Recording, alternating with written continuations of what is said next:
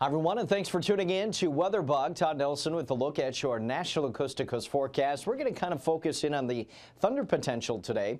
Over the last several days, we've had some active weather across the southern tier of the country from Texas over to Florida, and that threat will continue, but shifting east a little bit, along with hail and high winds, maybe an isolated tornado threat and very heavy rain. High temperatures showing that cooling trend taking place on the backside of that low. It was cold enough for snow. The Texas and Oklahoma panhandles, parts of Kansas, even into Colorado and New Mexico, and then looking at some pretty decent warming as we get into this upcoming weekend. So this is that low pressure system. Notice how cool we were yesterday, anywhere from say 15 or 25 degrees cooler than average, and still about that for the southern tier of the country down that way. But the warmth is starting to show up back to the west, and that's what we'll have moving into this upcoming weekend. A little blip on the radar here. That was a clipper diving in some additionally cooler air, but here by Saturday, basically from southern Minnesota down to the Gulf Coast, we're going to be warmer than average as that bubble of warmth begins to shift that way. So here's a clipper, really not doing much other than cooling us off just a little bit.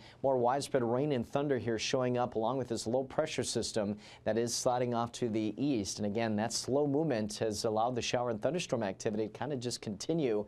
Our severe threat today encompasses most of Florida, parts of southern Georgia, and the southeastern tip of Alabama. Hail and high winds a primary threat. Isolated tornado can't be ruled out. Heavy rainfall is expected down that way. Notice this little finger of moisture heading up into the upper Mississippi Valley, and that'll be associated with a little disturbance on Friday night into Saturday that could bring us some additional snowfall up that way. And then heading into next week, another storm will develop into the midsection of the country. We'll have to watch this. Pretty classic spring storm, heavier snow on its northwestern side, and severe storms possible in the midsection of the country by next week. We'll keep you up to date here at WeatherBug.